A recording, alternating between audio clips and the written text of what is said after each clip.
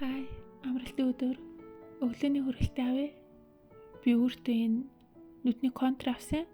Би өмнө нь юм тосон биерээр зурдаг контур хэрэглэдэг байсан байхгүй юу? Тэгээ тэр чинь юм жижигхэн савтай тэгээд жил гарan хэрэглэгдчихдэг байсан. Тэгээд хятад ирснээс хойш би чинь ер нь ингээд жилийн ихэнх үед айгүй халуун бидэг. Тийм тосон контур ингээд буугаад нэг панда шиг болчиход идэв гэсэн байхгүй. Тэгэхээр ийм палмастрын контрын хамаагүй дээр үдий. Гэтэ энэ амир сайн хурдан дуусчдаг. Үгүй дуус тийм үү хатчдаг юм мэдгүй. Би бас ингээл өдөр болгоо нүдэ будаад идвэ штий. 7 хоногт 1-2 удаа л бодно. Тэгэхэд л тэгэл амир их дандаа л шинийг авч явах юм. Гэтэ ер нь би бодогнууд дундаас контрт хамгийн дуртай. Ер нь ганц бодог сонгож насаараа төвгөрөө бод гэвэл контр сонгоно. Би ер нь нүүрний бодог за эрт хэрглэж үтсэн юм болов уу? Эрт хэрглэлийг юм болов уу гэдэгхгүй юу? За ямар ч ихсэн 10 жилд ангийнхан найз охтууд ингээд амир хөөрх ингээ өөртөө тааруулаад нүрээ кремтчдэг болсон. Тэгэд би бас ийм пудр авъя гэж амир их боддог байсан даач манай ээж надад нүрээ бодох зөвшөөрдөг байсан байхгүй юу? Тэгэд би сургууль дээр очиод ангийнхан найзуудаас гуйгаад пудрыг ингээд одоо нүрээч тослоогүй тосч түрхээг юм биш бод ингээ хоороо пудр ингээд тавьчдаг. За тэгэхээр одоо мэдгүй тийм хөөрхөн болчтгүй л байсан билгүй дээ. Гэтэ өөртөө ингээд гой бутцсан гой ийм мэтэлэг санагдал ихч болцсон юм шиг санагдал гой санагддаг байсан баха. Тэгэл нэг удаа за амирын нэттэй найзынхаа нэг пудрыг хараад нэг ямар ч өнгөтэй нэг юм бүрэнхий пудр байсан. Тэгчээд яг тиймийг олж авах гэж бодоод өөрөө мөнгө цуглуулжаад тэр одоо хэдэн настай үе юм бэ? 14-5 тай л байсан баг. Тэгэд ингээд бөмбөрлөө очиод тэгээд нэг бөмбөрийн хоёр таварт нь юу гэдэг гэсэн чинь гоо сайхны лангуунууд тэгээд тэндээс ингээд пудрнууд нь харж агаад яг манай найз захтай адилхан пудрыг заагаад тэгээд авчихсан байхгүй юу? Тэгсэн чинь тэр нь бас нэг пудр чи юм дотроо өөр номерууд өөр өнгүүдээ дийг мэдгүй тэгээд гаргаж өгснээ л авцсан. Тэгсэн чинь амирын нийтдээ шал өөр өнгийн пудр авцсан за. Тэнгүүдээ ингээд өглөө сургууль руугаа гарахдаа ингээд гэртээ нүрээ будаад гарчвал гэрэгэндээ баригдчихжээ шүү дээ. Тийм ч ингээд нүрээ тослоод тос шингэж амжааг байхад газ гэрээс гараад тэгээ орцныхоо ингээд толон дээр очиж нүрээ буддаг пудрээ тавьдаг гэсэн зай амир нийтдээ. Тэгээ тэр нь бүр шаал ондоо өнгө. Миний харьс жоохон цайвар тэр тэгсэн чинь миний харьсанд бүр юм ялгархаар юм шар бордуу өнгөсөн баггүй юу?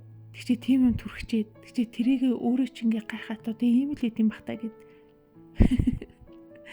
Тэгчээд амирын нийтдээ тэрнээсээ санаа зовоод хүний нүдлөө хөцөлж харж чадахгүй цаа. Тэгсэн чинь тэрнээс болоод манай ингээ нэг эрэхтэй хөлт намайг юу гэжсэн гэж чи нүрнийхэн бодгийг тараах ёстой байл эсвэл шингээх ёстой байхаа гэж хэлжсэн гээ одод нэг амир ёо тэр үеиг ботоор одоо хүртэл амир бантаад идэв. Тэгэл ер нь дараа нь Бээжинд ирээл дураараа бодог шунх хэрэглээл. Ер нь бодгонд дуртай болол нүр амаа бодал тэгэл хүн нүр амаа бодал хэлэхэр чинь бас ингэ жоохон эмгтээлэг болол илүү өөрөөртөө анхаардаг болоод эхэлж тийм үлээ. Гэтэ одоо намайг анх Бээжинд ирэхэд 10-аад жилийн өмнө шүү дээ 10 гаруй жилийн өмнө. Тэр үед яг хэдтэд ийм одоогийн шиг ийм гоо сайхны бодогны брэндүүд байдгүйсэн. Хөвчлэн нэг дэлхийн алдартай брэндүүдийг нэг хуулбарлсан, дуурайсан нэг тийм бодогнуудаар хөвчлэн охтууд нүрээ боддог байсан. Үн мөнгөд хинтхан. Тэгэл би ч тэ оюутан байсан юм чинь тэгэл тийм юмнууд айгүй хэрэглээл. Одоо харин үгүй штий. Одоо бол амар гой юм хятад нүрний бодогны брэндүүд аваад идэв. Яг хөө хэмжээ юм тийм юм жижигэн л тэ. Гэтэл ер нь ингээ бутгаар тэр хуучны нэг хит юм чихэрлэгний л үнэр ерөөсөө тийм биш. Баг үнэргүүд нэг тийм. Үгүй ер нь амар олон төрөлөйдөг болохоор одоо бол хятад бодогны брэндүүд айгүй гоё болсон юм шиг санагдаад идэв шүү дээ. Тэгэд охтууд нь ч тийм нүрээ айгүй боддог болсон. Өмнө нь бүр ерөөсөө баг ихэнх нь боддггүйсэн бол одоо л за бас ялгаагүй ихэнх л боддггүй. Гэхдээ боддгууд нь бас 30-40% охтууд нүрээ бодд юм болов. Гэхдээ ямар ч ихсэн юм нүрээ ийм хөөрхөн бодчихдаг охтууд айгүй харагдаад идэв. Гэхдээ хятад охтуудыг анзаараад байхад их хөвчлэн нэг тийм ер нь баг зураг авах гэж нүрээ боддог юм шиг санагдаад идэв. Одоо ийшээ тийшээ гадуур дотор явахдаа тэр одоо орчноо мэдрээд байна уу? Үнэхээр аялах гэж очсон уу гэдэг нь айгүй эргэлзээтэй. Зураг авч постлох л сонирхолтой юм шиг цаа.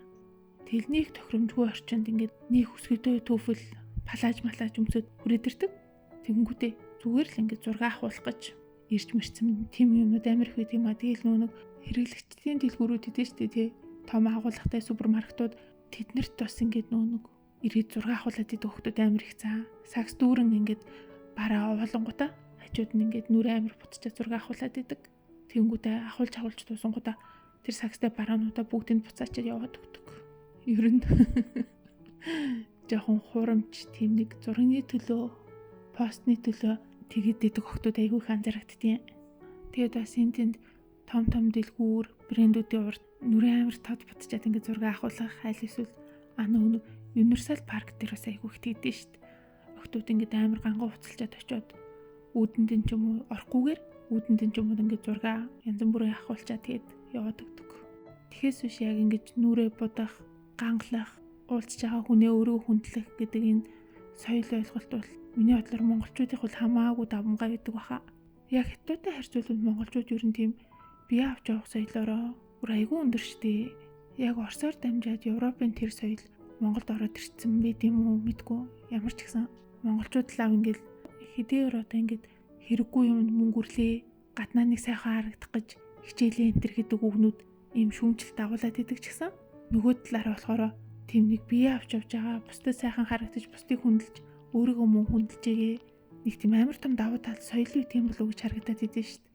Хятадууд ингээд бас хурим найрт оролцохдоо нэг ингээд гангалж ч юм уу одоо нөгөө хүмүүсээ хүндэлж нэг жоохон хуцалт дээр ерөөсөө нэг хичээдгүй юм шиг хаяндаа харагддаг за. Хүний хурманд оролцож байгаа юм би нөгөө крокс гэдэг юм нүхтэй тавч өгдөө штэ. Тийм тавч юм авчигтай би энэ тамирын хостелтэй гэрийн хувцастай үгүй ямар ч гэсэн жоохон тэр талын соёл бол одоо залуучуудад нэмэгдэжээгээ ч гэсэн ер нь нийтээр нь дүгнүүл нэлийн сул. Өө яг гоё юм санаанд орчлаа. Ярэ. Би нөгөө анх Бээжинд ирээд хэлний бэлтгэлд явж байхдаа нэг орой ангийнхан бүүнээрээ гарын шүгээд шоуд шүгээд тэгжээсэн. Тэгэл бүүнээрээ гарсан чинь манай тэр анги солонгосчууд айгүй ихтэй байсан юм аа. Тэгээ солонгосчууд ч бүр амар сайн жуудаг, сайн шоудах юм. Тэгэл ингээл янз бүрийн юмнууд тойлол надад өгдөөсөн байхгүй би тэгээ тэрийг ууж агаад хөрхий согтчиж. Тэнгүүтээ би бас нэлээд халангуутай шууд ингээд нүдэн дээр нь хаацсан хэмэл сормос ингээд нүд татаатай юм шиг санагдаад тэгээ сормосоо аваад аяган дээр нь наацсан амар тэнэг ёо. Би ер нь сормосоо дахиж хэрэглэх гээд ингээд гэртээ авах толмолн дээр наачдаг ус байхгүй. Нэгсэн чи сормосоо тэгээ хундган дээр нь наацсан за тэгээд манай анги хүмүүс зургийг авцсан. Ёо тэгээ маргааш наа бүр амар шоолоод за бай.